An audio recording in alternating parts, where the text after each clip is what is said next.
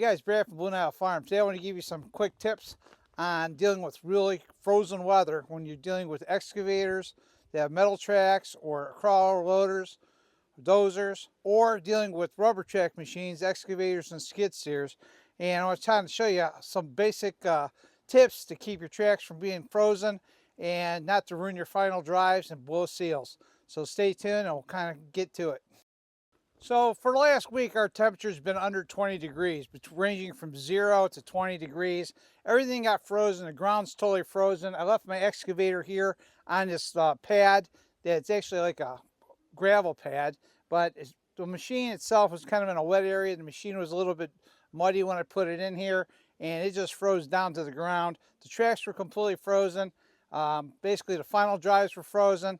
So even when I loosened it off and got the tracks up off the ground, this thing wouldn't move forward. So I'm going to show you some tips and tricks to kind of avoid some of these problems, make your life a little easier, and hopefully a little bit more preventive maintenance issues going into the cold winter. You know, a lot of guys, if you're not using your machines, you don't really care. But if you do use your machine throughout the winter time, and I kind of got stuck doing that this year, basically you're going to deal with these issues. So hopefully some of these tips will help you out a lot, and it'll avoid some problems, because nothing worse than blowing a seal or blowing your final drive. It's going to cost you big bucks. So let's kind of get into it. One of the best tools I found when dealing with frozen tracks, especially on a metal track machine, is a propane torch, just like this. So a 20-pound propane tank with a torch. A lot of times I'll carry this around in a dolly, but you can actually do it by hand. And what you do is you get this thing running, you heat the track itself and break it away from the ground, and it'll alleviate a lot of unnecessary abuse to the machine. And a lot of times when you put your bucket on the side and try to lift up one side of the track on an excavator, you know, if you can't break free from the ground, you're in big trouble. So this thing will help you a lot of times, especially if you're out in the field, where you can kind of heat the track up, get the track nice and warm. It'll melt all that ice and stuff around the track itself, and it'll help you out a lot. So propane torches are great. Make sure you get those that have a high output. And I'll tell you, this has been really handy for me, trying to loosen up some of these tracks that are sitting out in the field. So if you're out in the woods, or you're out in a different place that you really don't have access to electric, this is a great tool to help you out with. You know, the other thing too is when you put your machine away, you want to make sure that the holes, all the undercarriage is clean the best you can. And I'm going to show you what I didn't do, but it will make your life a lot easier. So, but this is a great tool to keep things warm. The other tool that you should have when you're dealing with it is basically a propane heater, bullet heater, torpedo heater, call it what you will. Get something over 200,000 BTUs. Put that thing on there on your final drives. Warm up your undercarriage, get that stuff loose, and it'll make a hell of a difference too. You know, as that metal track gets hot, or even the rubber track itself, you know, it starts to get flexible, it'll be better off doing it that way. So that's the second thing you need for sure, is that definitely have a bullet heater. Tell you, between the torpedo heater and this propane heater, you should be well covered as far as being able to apply heat and to really make sure your machines are flexible to take off on these warm or on cold days, and basically keep the tracks warm and actually melt any frozen dirt on the machine.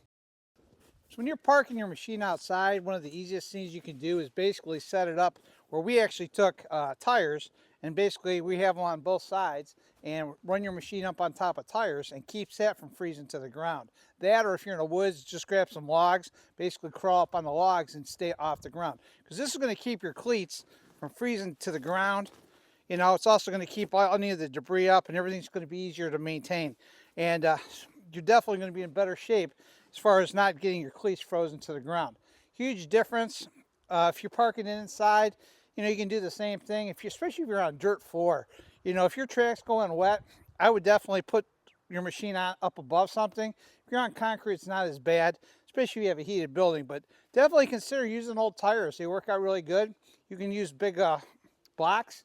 Or even a tree, you know, 6-8 inch tree log, climb up on both sides, stay up on top, especially if you're in the woods. You know, they'll avoid all that problems of you freezing to the ground. So then if I wanted to get running, all I'd have to do is lift this thing off the side and try to spin. And if you're not going, and this thing won't turn forward or back, that means your final drive's frozen up, and the last thing you need to do is force it. That's when you need to apply heat to your final drive unit, but in your undercarriage to make sure that it's warmed up. But if the worst thing you could do is try to force these things to break free from the ground, because you're going to blow a seal, and once you blow a seal, it's all over. So it's going to cost you big bucks, and you can't run it a final drive with a blown seal, because all you're going to do is run out of oil, and you're going to tear up your entire final drive, and all those gears are going to be done. It's going to be big bucks. So do yourself a favor. Use this technique. This will help you out a lot. So let me show you what I do with my skid steer when I park it in the barn, because I have similar problem, and I use that skid steer daily. So this skid steer I ran yesterday, and it's already pretty frozen, and you can see a lot of frozen liquid or water that's on the bottom of the track. So generally, a lot of times when this comes into the barn, it sits on dirt, and water would melt the rubber into the ground, and you're going to have a lot of frozen dirt on the track itself. By putting a board down underneath this, you're raising it off, and all the water will come down to the ground. You're going to be a lot less likely to freeze. Now, if you have a concrete floor, you're probably not going to have this issue as much. But you know what I'm suggesting is, if you have dirt floor, gravel floor, just run yourself onto a board, and it'll make your life so much easier. And even before I run this machine almost daily, when it's under 32 degrees and I know my track is a little stiff, I put a bullet heater on this thing for 15 minutes to a half hour each side, and I want to make sure it's pliable. And the reason I keep telling you guys this is I blew a rear seal once, and it was because the tracks were frozen, and I will never, ever, ever put myself out in this position again. When you get on these machines and you don't creep forward or back, and you know you're locked up, the worst thing you can do is force it. And a lot of guys do force it, especially when they're new, and you cause nothing but problems. You know, and a lot of times you don't even pay attention to the blown seal, the little oil that will be dripping on the back side, and you're going to be in big trouble. So do me a favor, and this is learn from my mistakes. You know, once it happens to you one time, you'll never go through it again, because it's nothing but a big pain in the ass trying to change a final drive. And you know, every year I look at Facebook or something, I see somebody posting, you know, about leaking oil, and everybody tells them it's going to cost them, you know, some big bucks and a lot of headaches. And a lot of newer people don't understand how easy it is. So again, do me a favor, put this up on a board. You're going to appreciate it more. If you're outside and you leave your machine outside, do the same thing. You know, I run these things all the time. Like I said, this is run daily, and you know, but I fight cold weather all the time, and it's the best thing I can do is apply heat. So, but this in combination of using a bullet heater on the track machine makes a huge difference, and I think that it'll benefit you in the long run. So, you know, try it out. I think you'll like it. Here's an example of the bullet heater just heating up. I just turned it on, and I'll blow it up underneath the tracks here, and it'll start to work on the metal, start melting everything that's frozen. It loosens up the final drive, and it'll definitely loosen up the track. And so it makes it a lot easier for us to get going and not break down and break any of the seals. And that's one of the common problems with track machines, and this is where these things really pay off.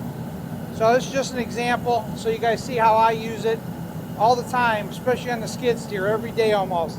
Running about a half hour per side, and it makes a hell of a difference. And when it's this cold, you know, you're guaranteed to cause problems if you don't have these tracks and rollers all free, so they move easy.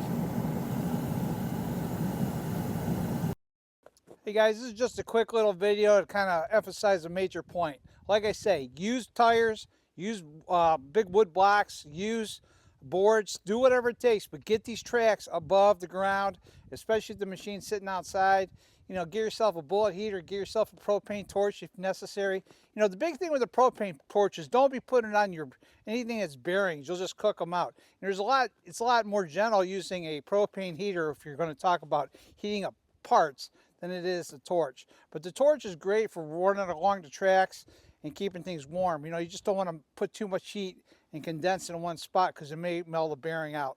So, but other than that, I suggest you do this.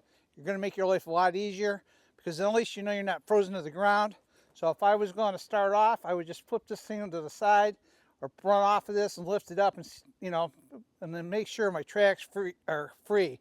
you know, then you know you're not frozen up. But at least you know on the bottom you're definitely not going to be frozen up, and taking off is going to be a big difference. So I think that'll help you out a lot. Just a little tidbit. Hopefully it's helpful.